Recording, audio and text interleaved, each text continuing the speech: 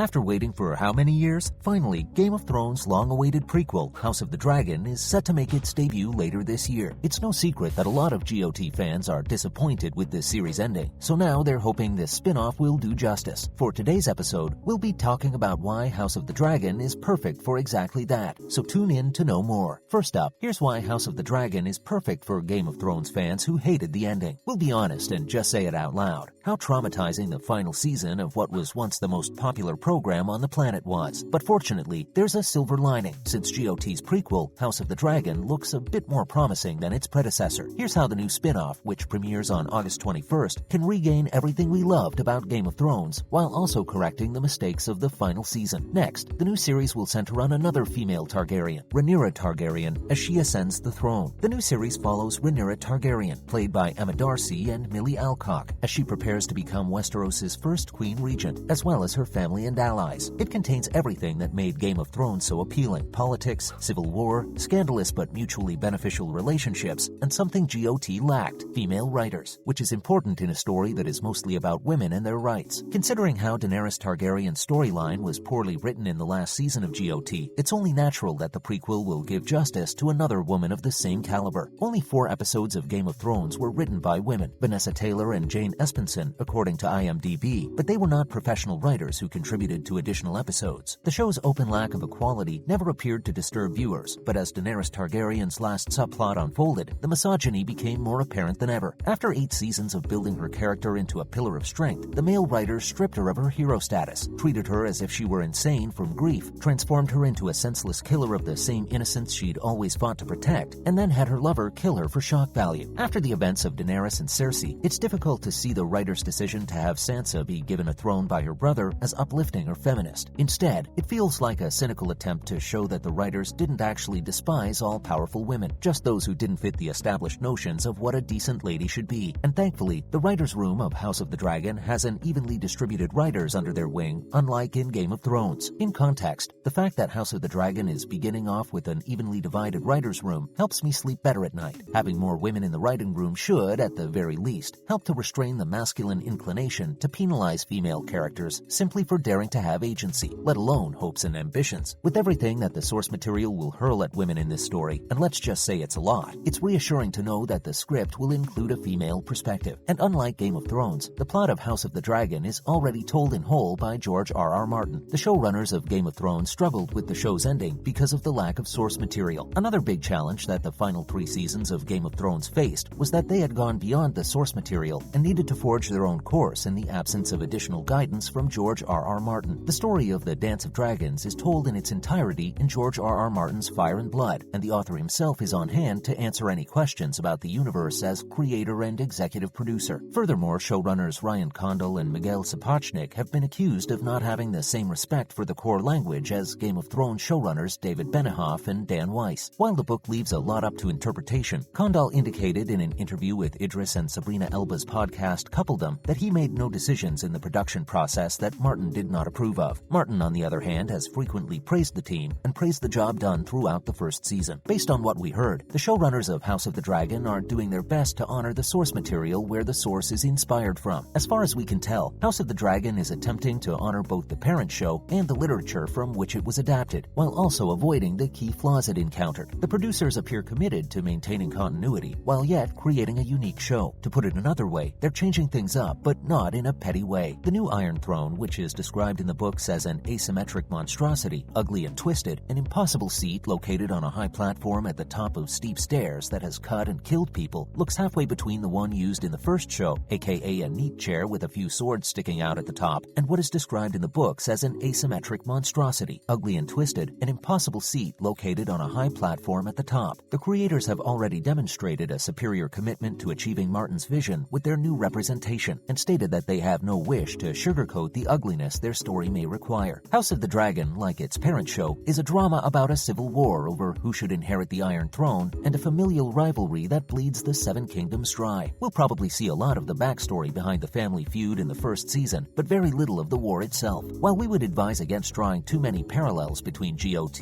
and House of the Dragon, the world will inevitably do so. It's difficult to watch Rhaenyra's story unfold without thinking of her descendant Daenerys, but the character also has a glimmer of Cersei Lannister, as does her opponent, Alicent Hightower. Hightower. Even if the story lends itself to certain analogies, we trust the House of the Dragon designers to handle things differently, not by altering the events or type of story being told, but by altering the perspective from which it is told. While Game of Thrones made the mistake of rationalizing its cast of characters' cruel and misogynistic actions, it is feasible to depict a harsh world while explicitly criticizing the injustices inside it, with the right producers at the helm. With these promising factors, we're hoping House of the Dragon will be a tad better than its predecessor. House of the Dragon may not be able to completely erase the atrocities of Game of Thrones' hasty and meaningless conclusion, but it can replace those terrible memories with new, better ones. Quality writing, not pandering or forced happy endings. We're about to encounter a large ensemble of highly complex characters. None of them are good or bad, but are quite ambiguous. Their relationships and difficulties are certain to make us cry and laugh along with them, to root for our favorite characters and despise our least favorite. We've got a lot of adventures, relationships, politics, and backstabbing ahead of us, and a lot of dragons. If you're still reeling after witnessing Game of Thrones burn down in flames, just wait. Something amazing could emerge from the ashes. Now for the refresher. For those who are not updated, here's what House of the Dragon is all about. The series is based on George R.R. Martin's book Fire and Blood, which was published by Bantam Books in 2018. The events of the novel take place 200 years before the events of Game of Thrones. We'll get to see how dragons help the Targaryens maintain their political dominance, but we're also promised a bird's-eye perspective of the Targaryens' reign of terror over the land. We know from Game of Thrones that during the country's civil war, emotions boiled over into bloodshed. The Dance of the Dragons was the term given to this conflict. The cause of the Dance of the Dragons is also known, whereupon following the death of King Viserys Targaryen, the Targaryen dynasty battles over who should succeed him. Princess Rhaenyra Targaryen, the firstborn, believes that due to her birth order, she will inherit the kingdom. She believes she will be the first woman to sit on the Iron Throne. Prince Daemon Targaryen, her uncle, serves as the heir presumptive. He believes he will inherit the throne. The infighting begins as soon as it is known that Princess Rhaenyra would take the throne. When the two feuding personalities can both ride dragons, family feuds can swiftly turn deadly and catastrophic. Daemon and Rhaenyra are both excellent dragon riders, and we expect them to play a significant role in the Dance of the Dragons. The start of the Civil War signals the start of the end of Targaryen rule. As it ushers in the Mad King, the Mad Queen's death brings the story to a close. And with that, we're wrapping up today's episode about why the House of the Dragon is perfect for disappointed Game of Thrones fans. Are you just as excited as we are to see the series? Let us know in the comment section below. Before you go, don't forget to leave a like and subscribe to our channel with the notification bell on, and we'll see you in the next episode. Thanks for watching.